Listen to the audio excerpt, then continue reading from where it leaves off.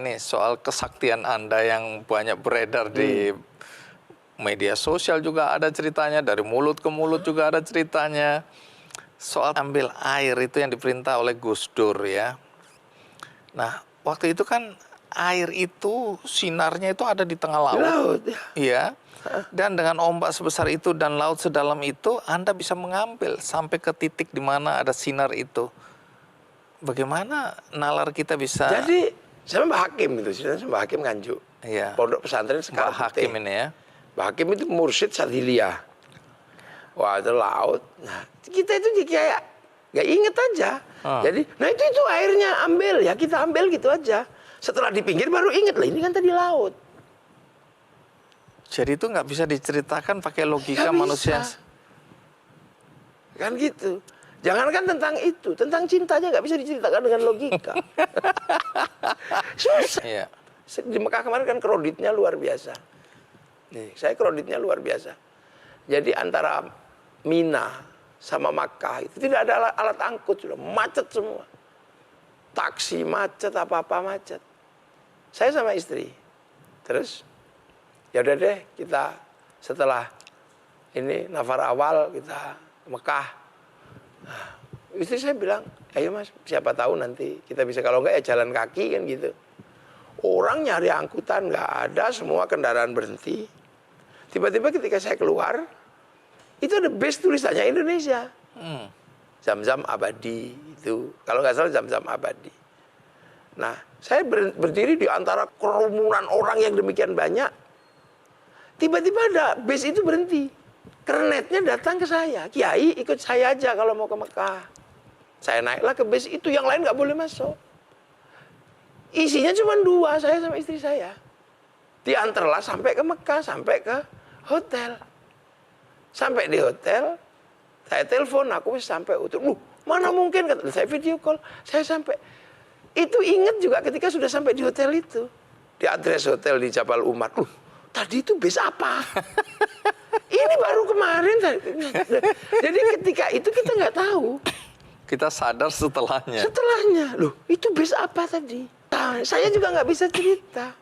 Oke, menarik ya. Ini pengalaman spiritual ya. Sesuatu yang mungkin secara logika sulit diterima akal sehat lah ya. Logika sederhana kita nggak mudeng gitu loh, nggak bisa memahami ya. Termasuk waktu Gus Dur, detik-detik Gus Dur mau dilengserkan itu, ketika wah tentara, panser, tank mulai itu. Termasuk waktu Gus Dur, detik-detik Gus Dur mau dilengserkan itu, ketika wah tentara, panser, tank mulai itu. Nah, semua orang cerita, tapi saya nggak tahu ini benar atau tidak. Saya selalu menganggapnya ini hoax. Nggak tahu tuh yang saya angkat itu panser apa ada yang bilang Anda angkat dengan tangan kiri aja panser itu. Nah, itu yang saya angkat. Untuk digeser supaya apa? Nggak tahu arahnya meriamnya itu mengarah kemana. Saya bisa cerita nggak apa yang terjadi? Jadi gini, Bang Andia. Dulu waktu Gus Dur mau dijatuhkan, semua kan pengen terlibat. Membela Gus Dur. Bela Gus Dur. Oke. Tapi kan problemnya beda. Gus Dur ini problem parlementarian. Yang datang ini ekstra parlementer.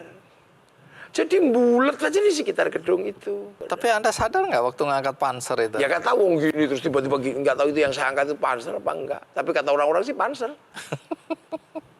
Tujuannya apa waktu kita Anda ngangkat itu? Agar tidak kenabrak ini kan. Orang kan udah capek. Beberapa bulan nggak tidur semua terlentang. Saya khawatirnya kalau panser ini jalan terus, ini clear kan pembersihan. Itu kan pembersihan di sekitar istana. Jadi semua yang sudah ini harus bersih. Sementara Gus Dur dengan beberapa ulama membuat orang memang tidak boleh lagi di sekitar istana. Karena Gus Dur tiba-tiba dengan beberapa kiai membuat surat pindah. Gus Dur ini kan dibikinkan surat pindah oleh RT RW untuk pindah kembali ke Ciganjur. Artinya kalau orang mau bela Gus Dur, itu ya belalah ke Ciganjur. Sehingga apa? Sehingga tidak terjadi keributan di istana. Karena Gus Dur sudah bukan presiden, sudah warga Ciganjur. Tapi kan orang nggak bisa terima, Bang Andi. Nah, orang nggak terima ini nggak ngerti mau apa. Pokoknya taunya Gus Dur harus tetap jadi presiden. para pendekar, para apa yang pulang datang ke situ sudah pamit istrinya, udah pamit mati, pamit apa.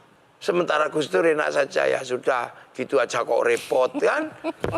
Ini nanti yang di luar ini kan banyak pas orang-orang yang sudah bahwa yang namanya bela kiainya masuk surga gitu tuh udah tidur.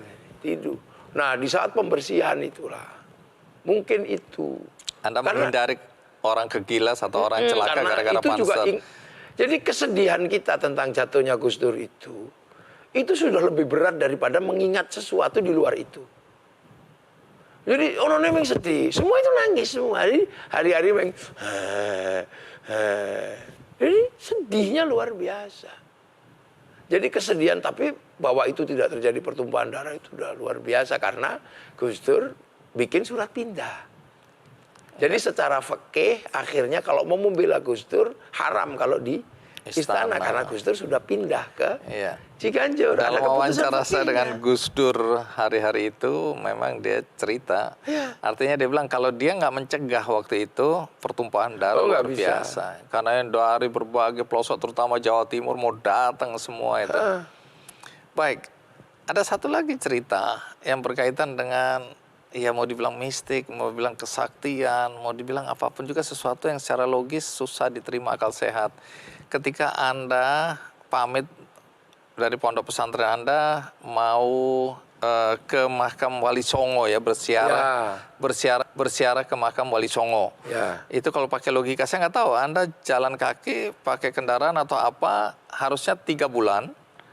Tapi baru 3 hari Anda pulang dan Anda menyatakan Anda sudah bersiarah ke Wali Songo.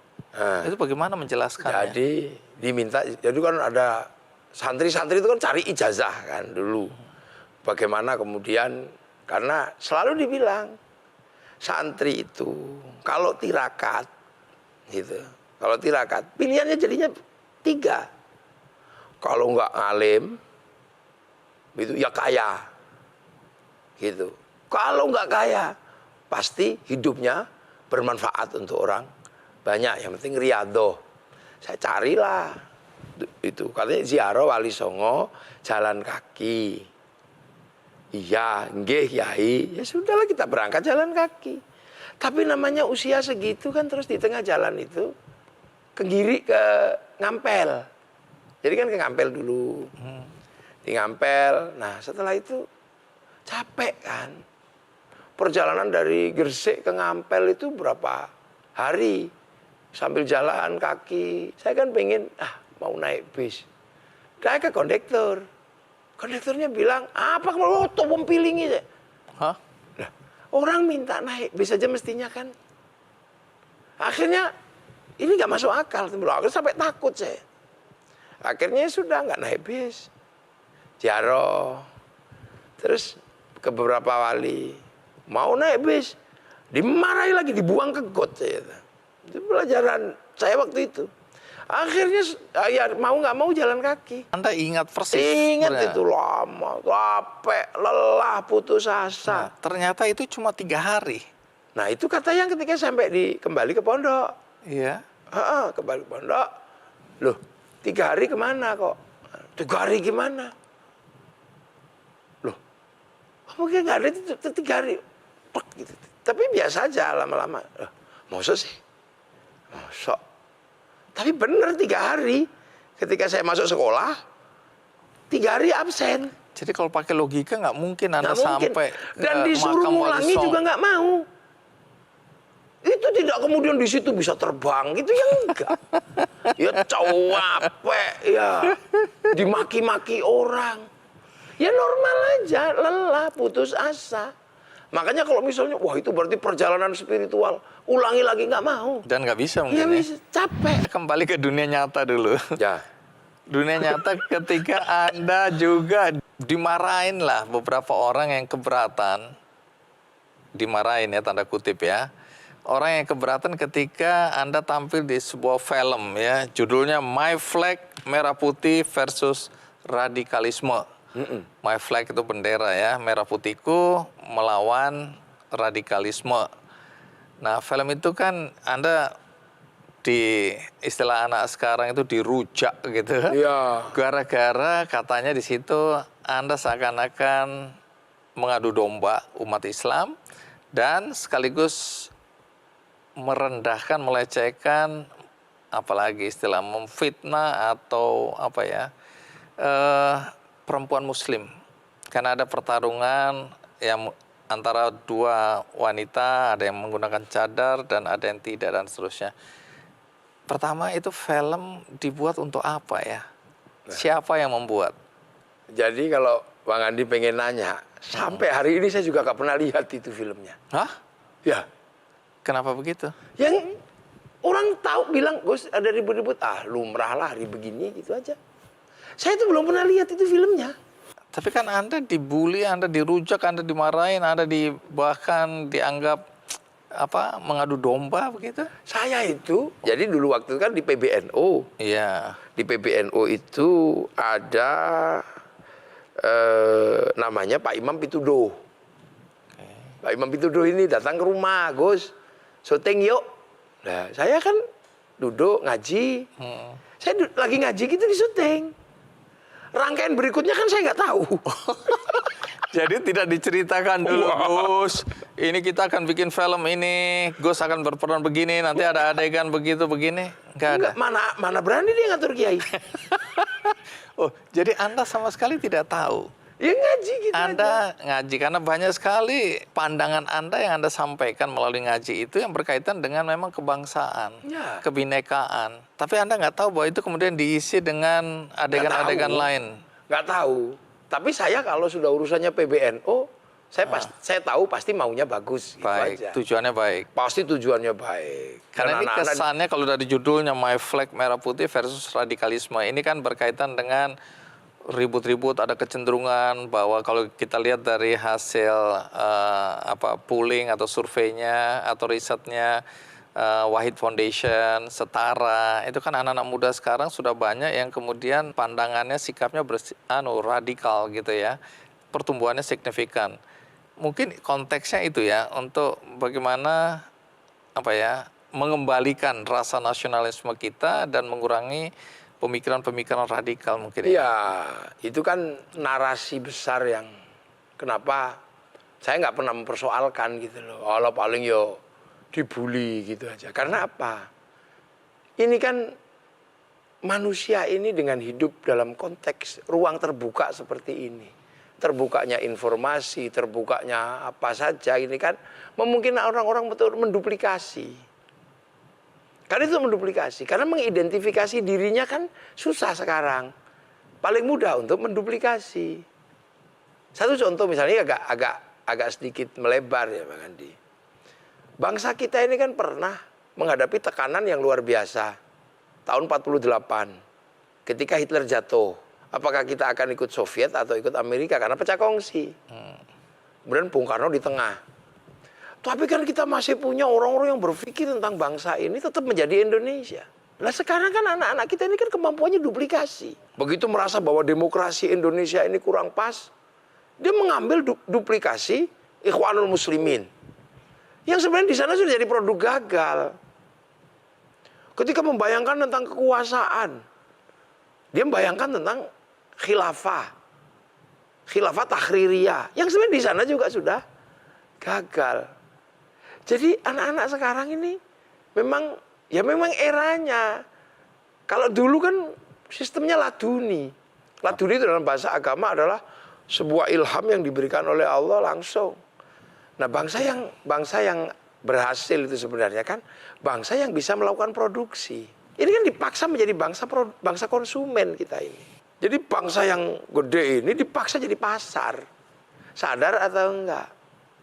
Nah, agar tetap menjadi pasar, kebanggaan pada bangsanya dinafikan orang pada bangsa ini sehingga makanan yang laku ya bangsa yang ini laku. Ini pasar gede. Oke, jadi Anda melihat ini sebagai bagian dari memang strategi untuk menjadikan Indonesia ini negara pasar ya, di mana produk-produk itu dijual, kebanggaan pada bangsa sendiri tidak tumbuh dan berkembang, kita nggak akan jadi negara adidaya, sehingga kita akan terus menjadi pasar. Ya. Oke, jadi ini pragmatis sekali cara berpikir Anda. Artinya kita nggak terlalu melihat tinggi sekali bahwa ini adalah perjuangan ideologi, tapi sebenarnya ini adalah memang faktor eksternal yang Faktor mengganggu masuk. bangsa kita. Masuk aja. Jadi coba drakor masuk. Wah, ibu-ibu menangis. Setelah drakor apa yang masuk? Semua makanan Akan ada Korea, lagi, ya. produk Korea masuk. Ya, menarik sekali. Ini soal kebangsaan dan kekhawatiran tumbuhnya pemahaman radikal di kalangan anak-anak muda, ya. Lepas dari tujuan akhir, apakah itu kita mau dijadikan pasar, tapi kan sudah terasa ini ada konflik-konflik ya di kalangan masyarakat kita. Jadi apa yang harus menjadi perhatian kita sebagai bangsa agar bangsa ini tetap bisa bersatu, ya, tetap bisa menjadi bangsa yang